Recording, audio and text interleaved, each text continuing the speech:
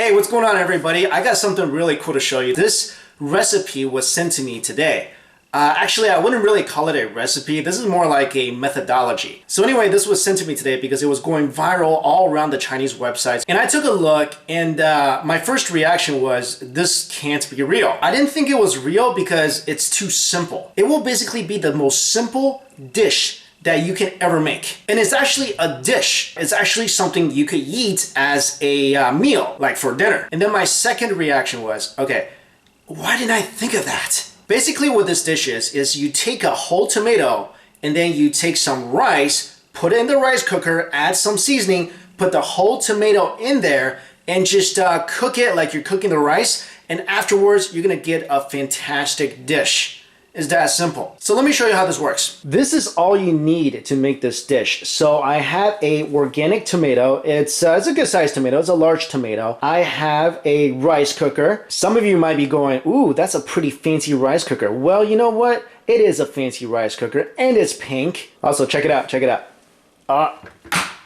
Look how cute my rice cooker is. Isn't that the most beautiful rice cooker like ever? So here's what you need to make this dish. You need a large tomato like I have. You'll need 2 teaspoons of good olive oil. You need 2 teaspoons of salt, and I'm using sea salt here.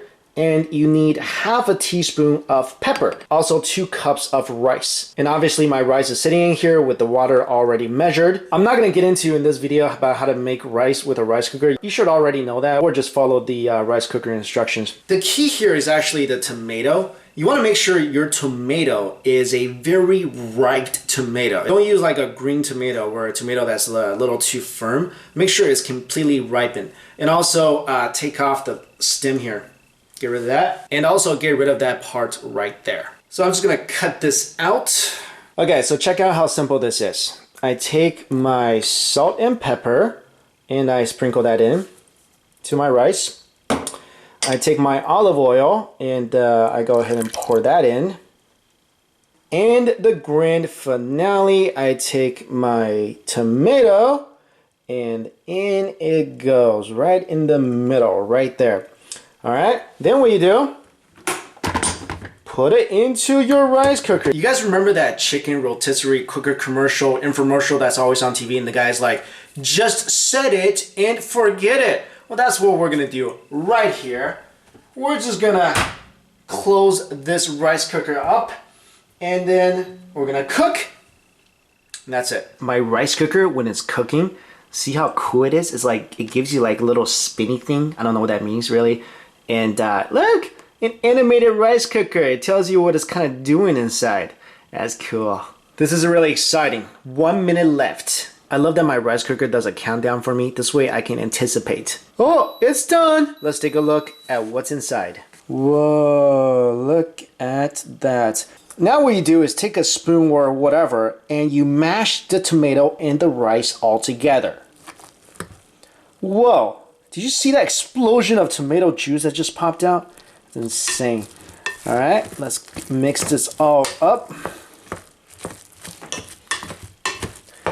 Oh, this smells amazing right now. Didn't think something so simple could smell so good. Alright, so now my rice is getting all tomatoey. That is a word, tomatoey. As I'm mixing this, I smell the olive oil with the tomatoes and it smells really, really good. Alright, let's try this. Alright, here we go. This is my tomatoes and rice. Let's give it a taste.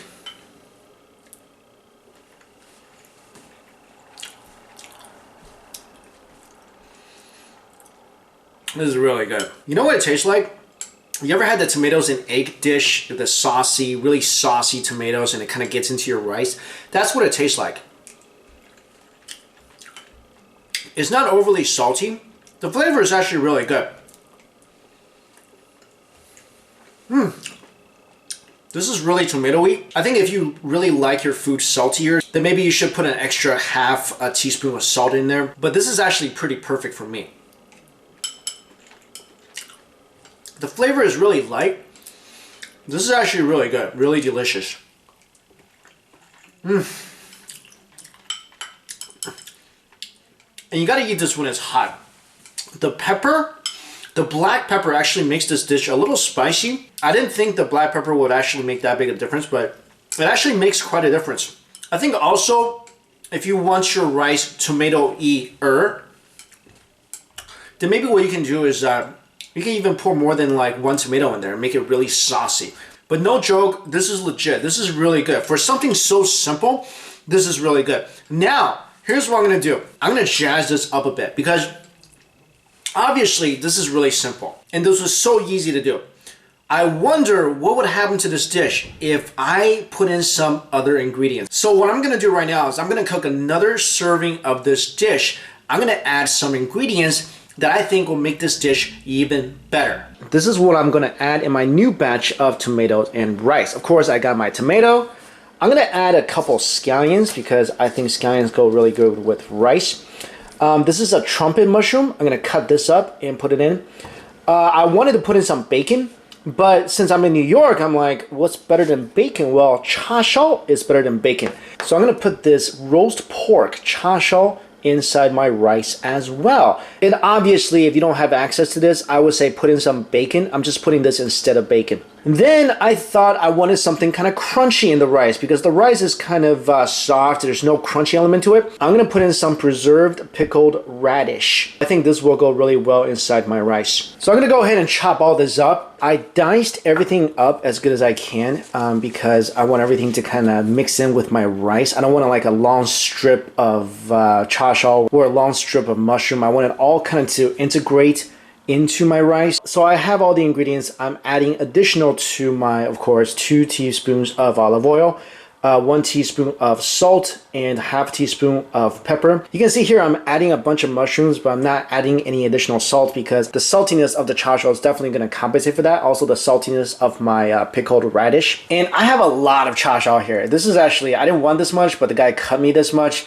And being a meatitarian myself, yeah, I'm gonna just use all of it. Because my philosophy is, nobody's ever cried because there was too much cha shao in their rice. Come on. So if you're using bacon at home, use as much as you want. It's fine. The unhealthiness of the bacon is gonna get balanced out by the healthiness of the tomato. Okay, not really, but it'll make you feel better. So I'm gonna put in my salt and pepper. I'm gonna put in my olive oil. My mushrooms are going in. I love mushrooms. I love me some mushrooms. And then I'm gonna throw in my pickled radish. My cha shao goes in. Okay, this thing is overflowing. And then the rest of my mushrooms and my green scallions. Actually, I forgot to put my tomato in first. So you actually should put your tomato in first so it can have contact with the rice. Okay, here we go. So this is what my dish looks like going into the rice cooker. Let's set it. And we will check back with it when it's done. All right, so my second batch is done. Let's take a look. That looks pretty darn good. Okay, let's pop. Whoa, see how that tomato just like went everywhere? Let's mix all this together and see what we got. Give this a good mixing. Love a good mixing. This smells incredible, by the way. Let's see how this tastes. Check it out. Yep. All right, let's give this a taste.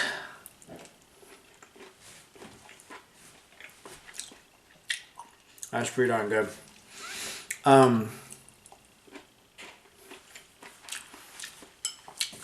My preserved radishes are still crispy. Let's try the cha shao roasted pork.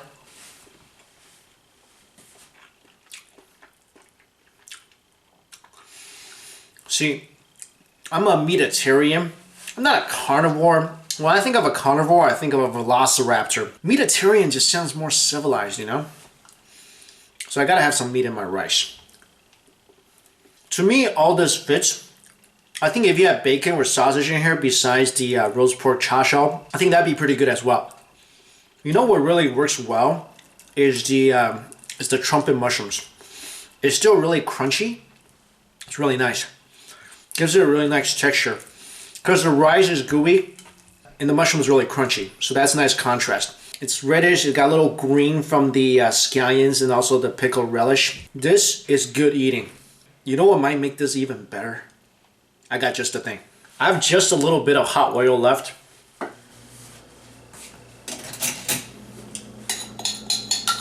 check this out. Mix it in a little bit. Let's see if this works.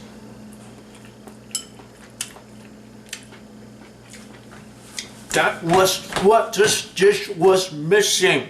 You cook it, then you put on some hot oil.